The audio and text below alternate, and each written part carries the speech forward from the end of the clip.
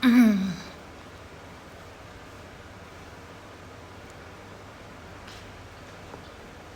lagi pada join semua.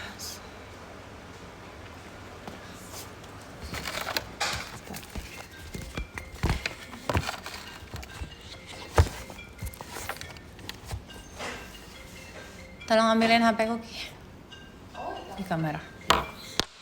Halo, assalamualaikum warahmatullahi wabarakatuh, teman-teman semuanya, apa kabar? Salam kenal semuanya untuk yang baru bergabung, yang aku belum kenal, salam kenal. Untuk yang sudah kenal, hai semuanya, stay safe, tetap jaga kesehatan, tetap semuanya. Oke, lagi ada telepon yang masuk.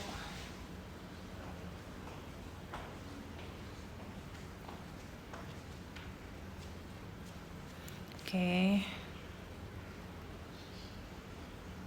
Jadi kali ini aku mau membahas tentang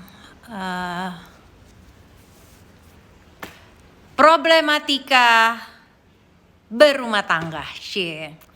Jadi aku bakal ngajakin teman-teman semua untuk di sini kita sama-sama sharing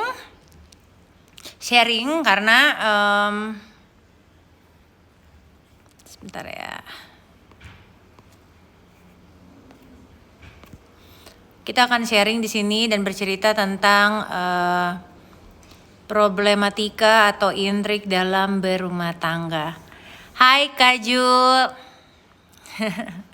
Kak Juli, apa kabar? Hai, ini Koristor Aceh.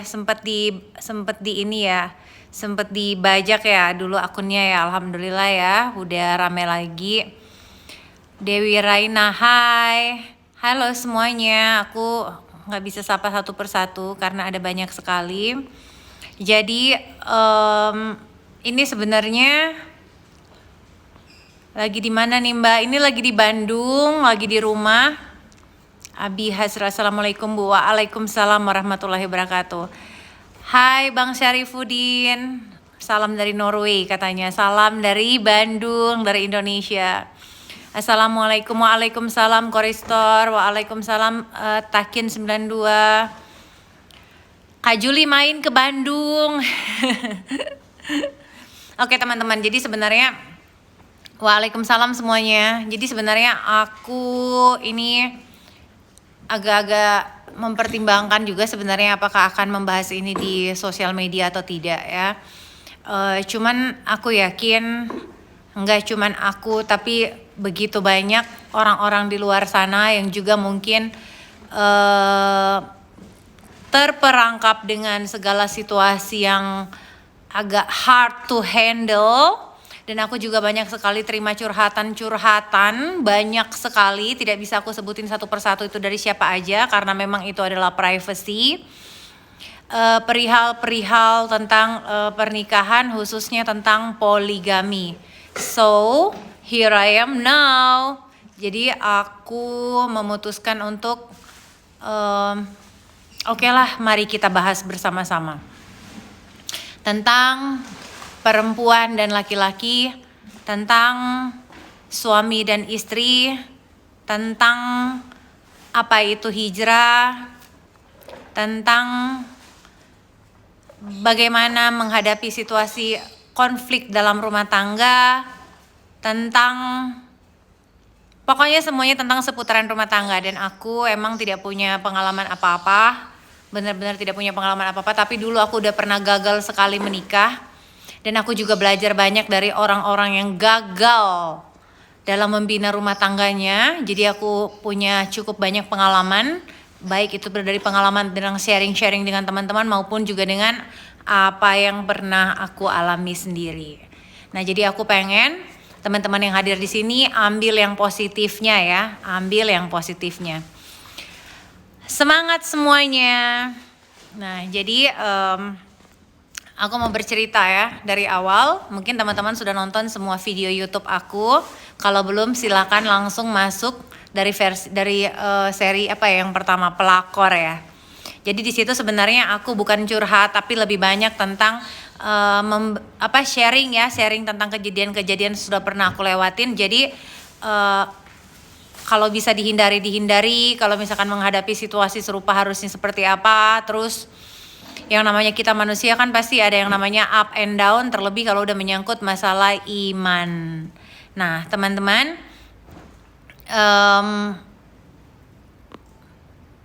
yang belum nonton nanti jangan lupa ya, langsung aja masuk ke link YouTube aku nanti ya setelah habis live ini. Nanti masuk ke link YouTube aku, terus di situ ada linknya di profile. Tinggal klik aja, langsung cari yang judulnya itu yang semuanya dari bawah-bawah tentang kisah aku dan suami aku sejak awal sampai saat ini yang sudah menjadi tontonan semua orang karena kasus yang lama.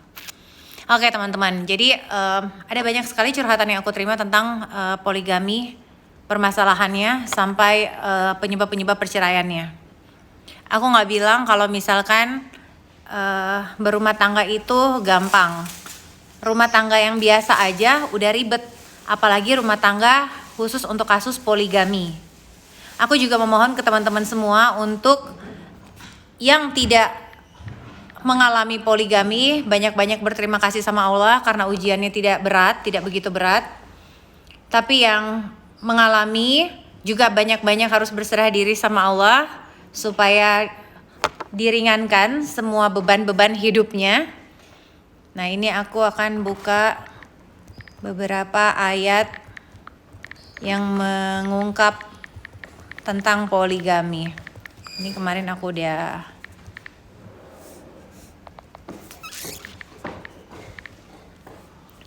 jadi pernikahan dulu deh. Pernikahan itu sendiri adalah ketemunya dua orang yang berbeda latar belakang, berbeda jenis kelamin, berbeda adat istiadat, berbeda semuanya. Kalau kebetulan memang satu ras, alhamdulillah ya. Tapi kalau misalkan beda ras, terlebih lagi kalau beda negara atau beda budaya, yaitu benar-benar banyak sekali hal yang harus disinkronkan. Aku sebenarnya udah beberapa kali juga ikut tentang kuliah rumah tangga. Beberapa kali ikut kuliah rumah tangga, tapi ternyata memang kuliah rumah tangga itu tidak akan efektif kalau yang menjalani hanya salah satu pihak. Jadi harus kedua-duanya. Sama seperti membenahi diri, akan sulit sekali berjalan jika tidak ada kerjasama dari kedua belah pihak, hanya salah satunya. Karena sekali lagi yang namanya berumah tangga itu melibatkan dua orang, bukan satu orang. Jadi ada kerja kelompok di sini, ada tentang partnership di sini, yang mana kalau misalkan kita bisnis aja, kerjasama itu kalau kita nggak komitmen pasti bisnisnya hancur, apalagi rumah tangga. Nah, kalau mau tahu di mana saya kenal dengan Bang Wandi, silakan nonton video YouTube-nya ya. Di situ sudah saya ceritakan jelas dari awal pertemuan sampai bagaimana kami terlibat bisnis, sampai bagaimana kami menikah, semuanya sudah ada di sana. Hai Adi, welcome. Jadi di sini saya mau sharing ke teman-teman semua supaya ambil yang baik-baiknya ya, karena saya bukan ustazah, saya orang biasa, saya cuma berbicara berdasarkan pengalaman saya saja. Ambil yang baik-baiknya dan kalau ada kurang-kurangnya tolong disempurnakan. Tidak ada caci maki dan hinaan-hinaan di sini. Saya paling alergi sama kata-kata kasar ya. Saya alergi sekali dan saya benci sekali sama kata-kata kasar karena ternyata pelan-pelan membuat saya jadi ikut-ikutan kasar. Nah, jadi teman-teman, pernikahan itu seperti yang tadi saya bilang bahwa pernikahan itu ada dua orang, melibatkan dua belah pihak, yaitu suami dan istri, laki-laki dan perempuan. Ada dua orang, bukan satu orang ya. Nah, bagaimana berumah tangga itu bisa berjalan lancar jika kerjasamanya itu hanya dilakukan oleh salah satu pihak? Pasti ada pihak-pihak yang merasa terzolimi atau dizolimi. Sementara ada pihak-pihak lain yang selalu merasa lebih senang seenaknya sendiri. Jadi ada seperti itu ya teman-teman. Nah, jadi di sini saya mau mengajak teman-teman, yuk kita sama-sama sharing. Pertama yang mau saya katakan dulu adalah pernikahan pada umumnya, bukan poligami, ya. Pernikahan pada umumnya, bukan poligami. Pernikahan pada umumnya, ketika kita mendapati salah satu partner kita melanggar salah satu komitmen itu ada banyak sekali ya. Komitmen itu ada banyak. Komitmen tentang saling menghargai, saling menghormati, saling menjaga kesetiaan, saling lainnya. Nah, ini untuk yang pertama. Nah, ketika suami memutuskan untuk berpoligami, menurut syariat Islam, laki-laki yang bisa melakukan poligami adalah laki-laki yang mampu baik secara fisik maupun secara materi ya, semuanya mampu bersikap adil. Kalau masalah hati, Allah pun juga sudah cantumkan di Quran bahwa adil itu berupa segala hal kecuali hati, karena tidak akan ada yang bisa mengukur kadar keadilan dari segi hati. Jadi kalau udah masalah perasaan itu udah urusan masing-masing, tapi yang kita ngomongin adalah masalah keadilan dalam memperlakukan para istri, keadilan dalam memberikan fasilitas kepada para istri, keadilan dalam memberikan waktu terhadap para istri. Nah, jadi disinilah kita akan bahas. Dan nanti teman-teman jangan heran akan banyak akun-akun palsu di sini yang masuk, yang biasalah yang akan memprovokasi. Jadi saya mohon tidak usah terpancing, tidak usah direspon. Kita fokus ke topik kita hari ini. Nah, saya mau bilang di sini tentang poligami. Tidak ada satupun perempuan yang tidak sakit hati jika dipoligami. Itu pasti semua perempuan. Tidak ada, kecuali perempuan yang tidak punya perasaan, yang hanya pengen harta. Itu pasti dia nggak peduli. Tapi semua perempuan yang punya perasaan pasti tidak mudah untuk menjalani poligami. Maka ketika masih ada orang yang bertahan dengan hubungan poligami itu, dengan kondisi yang super duper ribet, dengan segala macam permasalahan yang ada, yakin saja berarti memang ada keseriusan di sana untuk mendapatkan ridho Allah dengan segala jalannya masing-masing. Nah, di sini ada ayat yang semua orang saya yakin udah tahu ya, Al-Qur'an surat An-Nisa surat 4 ayat 3 yang menyatakan tentang poligami. Dan jika kamu takut, bismillahirrahmanirrahim. Dan jika kamu takut tidak akan dapat berlaku adil terhadap hak-hak perempuan yatim bila mana kamu menikahinya, maka nikahilah wanita-wanita lain yang kamu senangi. 2, 3, 4. Kemudian jika kamu takut tidak akan dapat berlaku adil, maka nikahilah seorang saja atau budak-budak yang kamu miliki. Nah, itu jelas ya di sini poligaminya. Jadi kalau misalkan memang kita merasa sanggup, ya udah nggak apa-apa nikahi 4. Misalkan saya mau punya istri 4, 4-4-nya sanggup saya beliin rumah, 4-4-nya sanggup saya beliin mobil, 4-4-nya sanggup kok saya kasih jatah nafkah lahir batin, 4-4-nya sanggup, it's okay. Tapi kalau misalkan kamu menikahi perempuan lain, kamu umpetin istrinya, kamu diemin, istri yang satu nggak boleh tahu, dunia nggak boleh tahu, istri yang satu dengan haknya sebagai istri, dengan marwahnya di depan seluruh masyarakat, sementara istrinya yang lain menderita batin, kezoliman dan segala-gala macam. Disitulah kamu akan mulai menghadapi ujian hidup yang sebenar-benarnya ujian hidup sebagai laki-laki. Allah akan hukum kalian beneran, karena itu kezoliman yang dilakukan oleh banyak para laki-laki terhadap perempuan bermoduskan cinta dan dibolehkan oleh agama. Jadi ini saya mau ngajarin untuk semua perempuan, tolong diperhatikan baik-baik, dan untuk para laki-laki tolong jangan mengatasnamakan agama demi kepentingan nafsu ya. Jadi di sini kita akan bahas. Nah, ini ada yang bilang kok masalahnya perempuan terus, karena di sini ada banyak sekali curhatan-curhatan tentang istri kedua, istri ketiga, istri kesekian yang ternyata mendapat banyak kezoliman dari pihak-pihak luar, termasuk dari suaminya itu sendiri ya. Jadi sekarang kita omongin. Nanti di sini teman-teman perlu tahu, di sini ada begitu banyak akun palsu yang masuk dan memang sengaja untuk memprovokasi. Jadi saya mohon untuk yang waras tidak usah diladenin akun palsu, karena hanya orang gila yang ngomong sama tembok, oke? Nah, di sini kedua lagi ada surat ayat 3 nih, surat An-Nisa menjelaskan khusus tentang daftar-daftar wanita yang tidak boleh dinikahi ya. Wanita yang tidak boleh dinikahi nggak boleh, apalagi dizinahi. Yaitu perempuan-perempuan yang bersuami ya. Diharamkan juga kamu mengawini wanita yang bersuami. Itu jelas ada di surat An-Nisa surat 4 ayat 24. Nah, jadi praktek poligami itu Rasulullah punya istri berapa banyak sih? Berapa banyak istri Rasulullah? Adakah satu orang pun dari istri Rasulullah yang pernah berteriak untuk minta cerai? Jadi Adakah satu orang pun istri dari Rasulullah yang berteriak minta cerai padahal istrinya banyak? Kenapa bisa seperti itu? Nah, jadi berarti ada yang salah sama suaminya. Pasti ada yang salah sama suaminya. Karena kalau misalkan suami baik tidak akan menyakiti perasaan istri. Dan istri yang normal atau waras nggak akan pernah minta cerai kalau suaminya baik-baik saja. Nah, jadi di situ ya. Jadi bagaimana ketika para suami selalu mengatakan istri durhaka, istri bla bla bla, istri terlaknat, istri pokoknya bla bla bla segala macam kutukan-kutukan yang nggak enak. Coba sebelum para suami berteriak, mereka cek dulu. Kenapa istrinya bisa? Apakah istrinya tiba-tiba nggak ada angin, nggak ada hujan, teriak-teriak seperti orang gila kayak gitu kan? Jadi lebih baik kita itu banyak-banyak introspeksi diri, karena yang namanya suami istri sekali lagi tadi bukan atasan dan bawahan, bukan pembantu dan majikan, bukan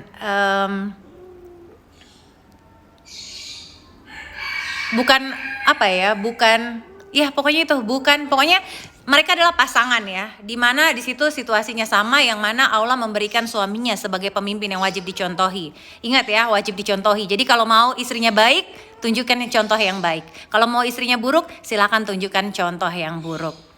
Nah, di sini kita akan bahas lagi. Beberapa kali keluarga Bani Hasim bin Al-Mughirah meminta izin kepadaku. Ini cerita dari Ali bin Abi Thalib ya teman-teman, untuk mengawinkan putri mereka dengan Ali bin Abi Thalib. Ketahuilah, aku tidak akan mengizinkan, sekali lagi tidak akan mengizinkan, sungguh tidak aku izinkan, kecuali Ali bin Abi Thalib menceraikan putriku. Kupersilakan mengawini putri mereka. Ketahuilah, putriku itu bagian dariku. Apa yang mengganggu perasaannya adalah menggangguku juga. Apa yang menyakiti hatinya adalah menyakiti hatiku juga. Nah, jadi di sini para penentang poligami kerap menggunakan hadis di atas untuk menolak dibolehkannya poligami atau bahkan membencinya. Tetapi sebenarnya hadis tentang kejadian yang sama dalam versi yang lebih lengkap menceritakan bahwa marahnya Nabi Muhammad dikarenakan oleh calon yang hendak diperistri oleh Ali adalah putri dari Abu Jahal. Jadi bukan karena poligaminya, tapi karena putri Abu Jahal, yakni salah satu musuh umat Islam. Jadi kalau misalkan suami kalian bakal menikahi salah satu musuh umat Islam, silakan ditentang. Hanya itu alasan yang membolehkan untuk menentang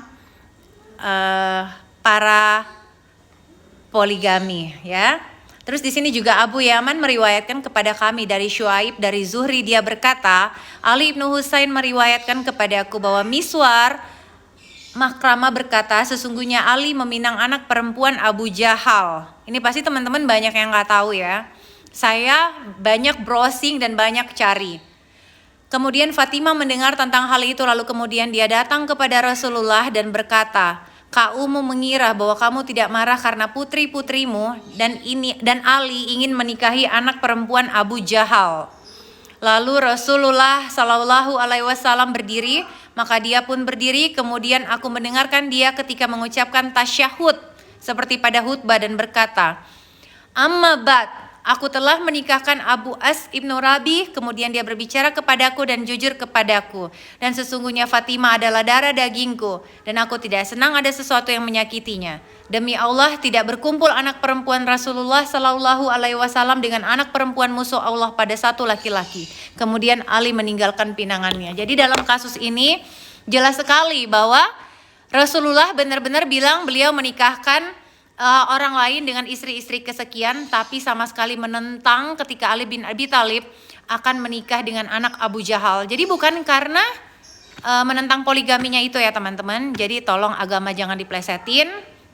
Perkara suka tidak suka, kembali lagi saya bilang kayak yang tadi, tidak ada satu perempuan waras pun yang mau berbagi kecuali memang perempuan itu tingkat keimanannya sudah di atas rata-rata dan dia tahu bahwa peluang surganya lebih besar ketika dia tahu suaminya mampu dan dia sanggup untuk membagikan apa yang dimiliki Allah itu kepada yang lain ya. Itu beda karena itu pemahaman agamanya udah sangat tinggi. Jadi saya mau mengulangi sama teman-teman di sini yang banyak curhatan, saya nggak bisa bukain satu persatu karena itu masalahnya sangat pribadi, tapi saya cuma mau bilang semua manusia itu punya hak asasi yang sama, baik perempuan maupun laki-laki. Ingat ya, hak asasi yang sama antara perempuan dan laki-laki, itu hak asasi sebagai manusia. Waalaikumsalam semuanya. Nah di situ udah jelas-jelas diterangin bahwa jika rumah tangga itu membawa banyak manfaat, baik untuk agama, baik untuk kita, baik untuk lingkungan kita, maka pertahankan. Karena semuanya berjalan di jalan Allah. Tapi sekiranya sampai pernikahan itu sampai merusak ibadah, merusak moral, bahkan merusak diri, merusak lingkungan, sebaiknya tinggalkan karena itu sudah pasti jalan syaitan. Nah ketika ada rumah tangga yang sudah segala cara kita lakuin tapi kenapa tidak pernah berhasil, tidak pernah berhasil, tidak pernah berhasil, yakin ada maksiat di dalamnya. Mungkin kita sesama suami istri tidak melihat tapi Allah Maha melihat. Suami bisa bohong dari istri tapi Allah Maha melihat. Jadi jangan bingung kenapa rumah tangga semua hancur. Kenapa rumah tangga udah diusahain gini-gini tetap hancur? Pasti ada maksiat di dalamnya. Jadi sebaiknya kita sama-sama berkaca. Kalau misalkan memang kita merasa kita tidak berbuat maksiat, ya alhamdulillah, mungkin ternyata sholat kita yang masih belum benar ya, tapi pasti ada yang salah di dalamnya. Nah, terkait dari kemauan perempuan, tidak ada satu perempuan pun yang mau dipoligami. Betul. Tetapi yang namanya qadarullah hanya Allah yang tahu. Saya cerita sedikit tentang bagaimana saya menikah sama suami saya. Dan sebenarnya saya sudah sering banget cerita ini itu dan segala macam ya. Jadi banyak sekali laki-laki, apalagi ketika mereka punya kekuasaan, mereka tahu bagaimana menguasai publik, mereka tahu bagaimana menggunakan uang mereka, bagaimana menggunakan anak buah mereka tahu bagaimana mengontrol keadaan, mereka bisa melakukan segala hal karena mereka berkuasa, banyak sekali. Dan pihak yang lemah selalu pasti akan menjadi korban, itu selalu. Tapi ingat untuk para wanita di luar sana, saya mau ngajarin ke kalian satu hal, ingat ya, segala hal bisa dikompromikan, tapi tidak yang menyangkut harga diri, sama sekali tidak yang menyangkut harga diri. Jadi ketika kita memulai rumah tangga pastikan itu karena Allah. Tapi ketika sudah terjadi penyimpangan yang terjadi berkali-kali dan di situ tidak ada rasa hormat, tidak ada saling menghormati, bahkan sudah mulai menginjak-injak, itu saatnya untuk membuat keputusan. Karena yang terpenting bukan apa yang dikatain sama orang-orang, tapi apa yang kamu alami antara kamu dan Tuhanmu. Ingat ya, kalau sudah sampai merusak ibadah, sampai merusak diri, sampai merusak lingkungan, berarti itu sudah tidak ada kebaikan di dalamnya. Jadi silakan mengambil keputusan. Dan untuk perempuan-perempuan yang banyak sekali yang bilang ke saya bahwa banyak yang statusnya tidak diakui, kalau saya katanya alhamdulillah saya diakui, seluruh dunia tahu saya istri, ya alhamdulillah, tapi sebenarnya ada kesalahan-kesalahan dari awal yang memang ada beberapa yang sempat diperbaiki, tapi ada beberapa yang memang mungkin udah kadung rusak duluan ya. Jadi ya saya mau bilang ke teman-teman semua bahwa rusaknya istri pasti akibat besar dari faktor suami. 80% rusaknya istri faktor suami. Jadi tolong para suami, kalau ada yang salah dari istri, banyak berkaca, bukan banyak mencerca, bukan banyak mencaci, bukan banyak memaki, dan bukan banyak mengutuk ya. Terus satu lagi, saya berharap untuk para perempuan-perempuan yang sudah dinikahi tapi tidak mendapatkan hak-haknya, kalau ikhlas alhamdulillah. Seperti saya misalkan, saya dinikahi walaupun perlakuan tidak adil, walaupun saya cuma dikontrakin rumah, saya nggak punya rumah, tapi saya ikhlas alhamdulillah. Terus walaupun istri yang satu boleh bekerja dan saya tidak boleh bekerja, ya saya setengah ikhlas alhamdulillah gitu kan. Terus untuk kebebasan yang satu 100%, saya 20%, ya sejauh ini agak-agak memberontak gitu kan. Jadi memang ada banyak, jadi semuanya tergantung kadar keikhlasan kita dan pasangan. Tapi kalau misalkan sekiranya itu sudah sampai menzolimi batin, sebaiknya saya tidak menganjurkan bercerai ya, karena yang menganjurkan bercerai itu hanya setan.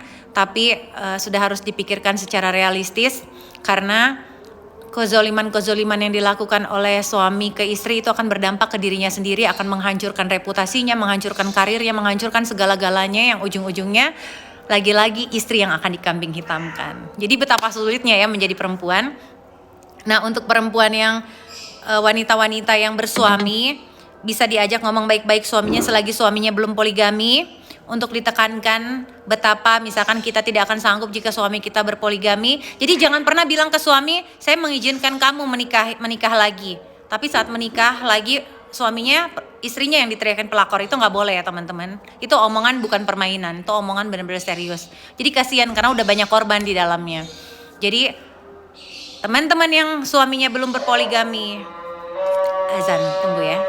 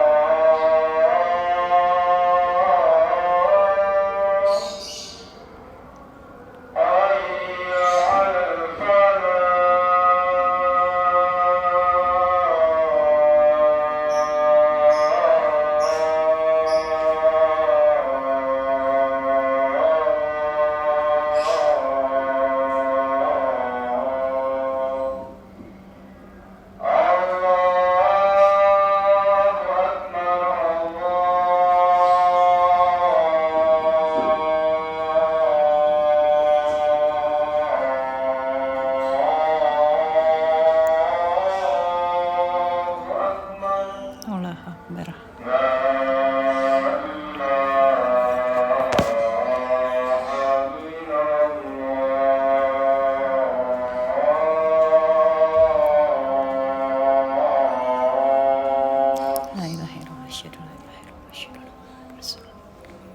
Oke teman-teman, kita lanjutin lagi ya. Saya balas ini dulu ya. Assalamualaikum Mbak Stevi, apa kabar? Lama nggak masak nih. Hehe.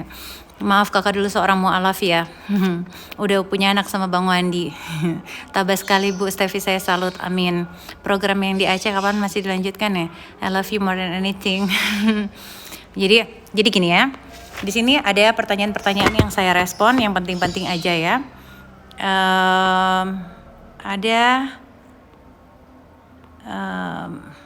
Semua perempuan gak mau dipoligami kak. Coba aja poligami itu terjadi sama kakak. Saya rasa yang sakit kakak rasa juga sama seperti yang Bu Darawati rasakan. Nah ini yang lagi saya bahas. Jadi ini yang lagi saya bahas.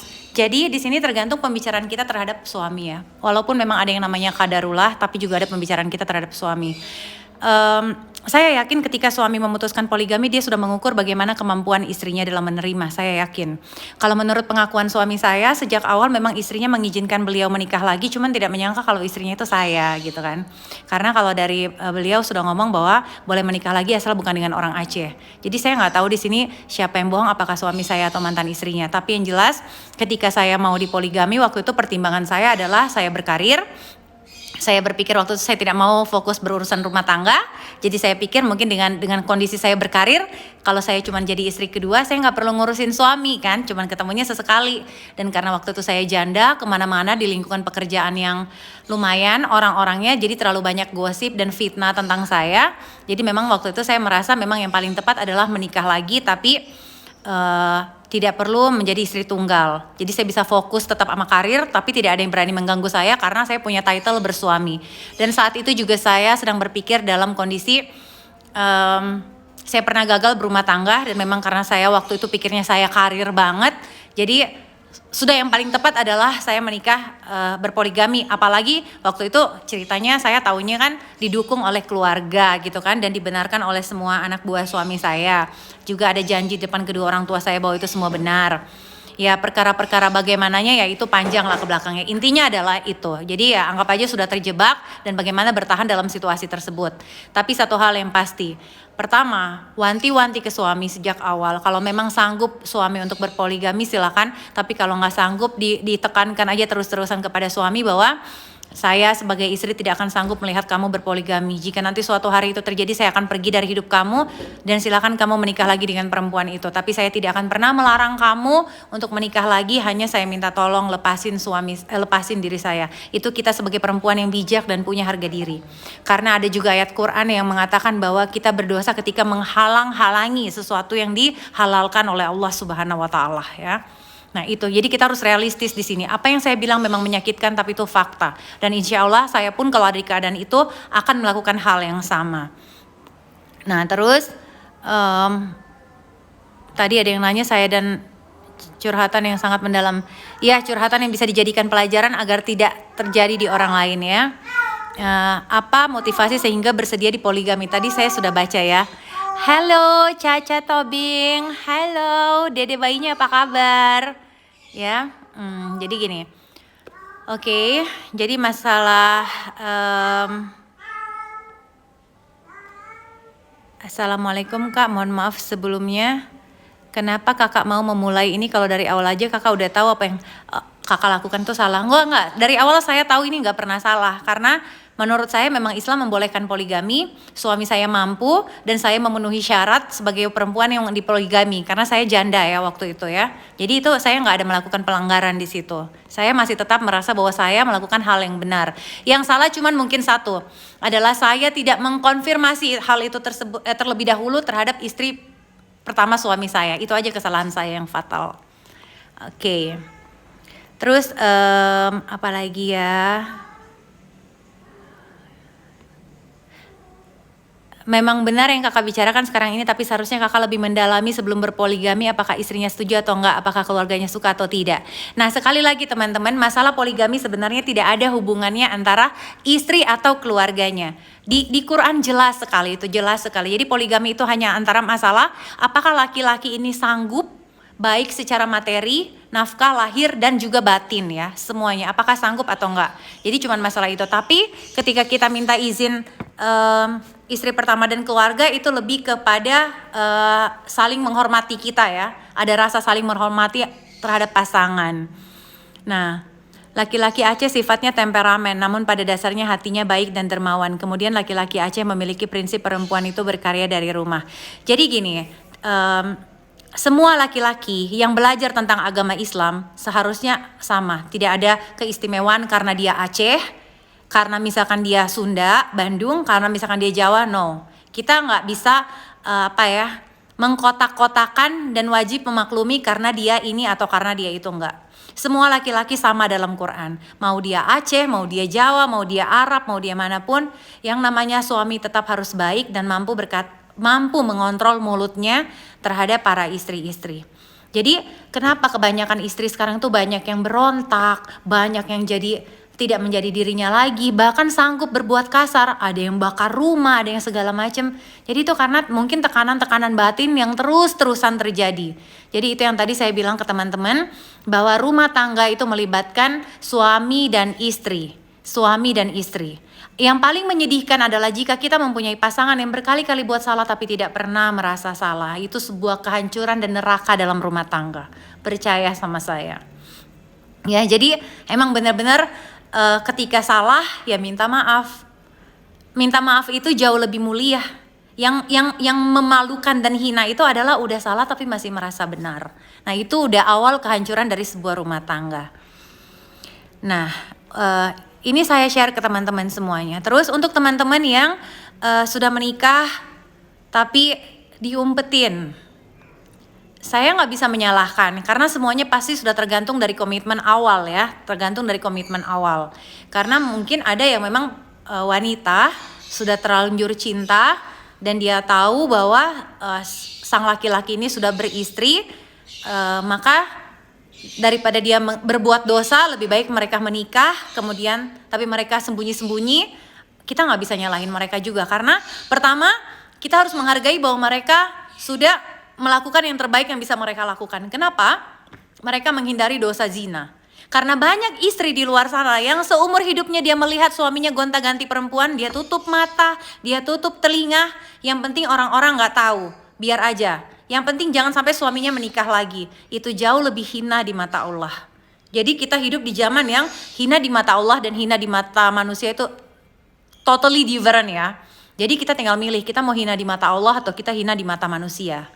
Jadi tolong buat para ibu-ibu yang memang tidak mau suaminya berpoligami, dipastikan suaminya juga bukan tukang zina di luar sana, dan dipastikan bahwa suami juga tidak akan menempuh hal-hal yang berbau dosa, maksiat. Tapi sekiranya memang laki-lakinya udah punya tabiat tukang main perempuan, percayalah Allah akan membukakan jalanmu, memudahkan hidupmu ketika kamu menawarkan ke suami kamu untuk menikah lagi, tapi dengan catatan stop berbuat maksiat. Ya, stop berbuat maksiat. Nah, dan untuk perempuan-perempuan di luar sana yang kira-kiranya sejak awal sudah membuat komitmen bahwa saya bersedia dipoligami dengan tidak diumumkan statusnya, kamu harus komitmen dengan apa yang udah kamu lakuin ya. Karena dari awal kamu sudah tahu situasinya seperti itu. Kalau saya dari awal sudah bilang ke suami saya bukan tipikal perempuan yang bisa disimpan karena saya bekerja dan orang-orang juga cukup kenal saya gitu ya. Saya punya banyak teman juga, jadi saya menghindari yang namanya istri simpanan. Jadi ketika saya menikah dari awal saya udah bilang saya tidak akan pernah mau jadi istri simpanan. Kalau kamu sanggup ayo, kalau enggak. Jadi semuanya tergantung bagaimana komitmen awal kita. Jadi gitu ya. Jadi saya nggak mau menjudge itu istri simpanan atau bukan, no. Karena menurut saya ketika sudah dinikahi itu jauh lebih baik dibanding laki-laki yang kesana kemari petenteng-petenteng dengan istri satu bangga, tapi di luar sana berbuat maksiat dengan berzina gonta-ganti perempuan.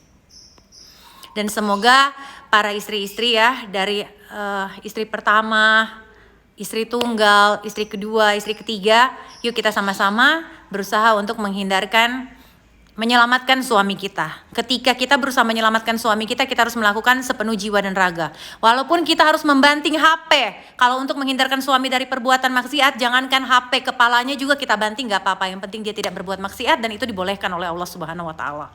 Ya.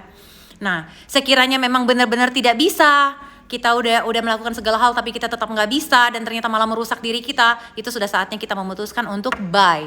Karena kita punya kehidupan, jangan sampai kita semuanya hancur di sini. Nah, oke, sekarang saya mau menjawab semua pertanyaan. Laki-laki orang Aceh kalau udah kaya pasti kawin lagi. Kembali lagi, nggak cuma orang Aceh. Semua laki-laki kalau udah kaya pasti akan menikah lagi. Tapi percayalah, mereka menikah lagi itu jauh lebih baik daripada mereka berzina terus-terusan. Saya tidak akan pernah menerima jika suami saya menikah lagi. Kenapa? Karena saya merasa saya saja belum diperlakukan secara adil. Saya saja tinggal masih ngontrak-ngontrak, makan masih menunggu nafkah bulanan dari suami yang benar-benar masih keteteran segala hal. Jadi bagaimana mungkin saya akan membiarkan suami saya untuk berpoligami? Lain ceritanya ketika apa yang didapat oleh istri pertama saya dan saya itu udah sama, dan ternyata suami saya masih sanggup lagi untuk membiayai yang lain. Saya akan mencari perempuan yang jauh lebih baik dari saya untuk mungkin bisa sama-sama membimbing suami saya yang masih nggak cukup-cukup juga.